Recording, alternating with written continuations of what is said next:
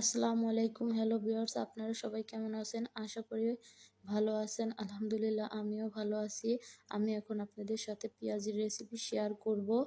প্রথমত পেঁয়াজগুলো সুন্দরভাবে কেটে পানিতে ধুয়ে নেব। তারপরে পেঁয়াজগুলো সুন্দরভাবে কুচি কুচি করে কেটে নেব।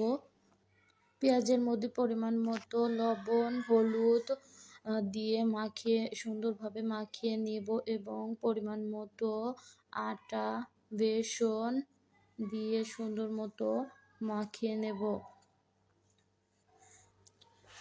তারপরে চুলাইতে কড়াই বসিয়ে দিয়ে তেল দিয়ে নিব। তেল গরম হয়ে গেলে পেঁয়াজগুলো দিয়ে দিব।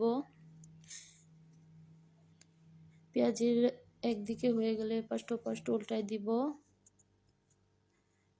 দেখেন আমার পেঁয়াজগুলো হয়ে গেছে।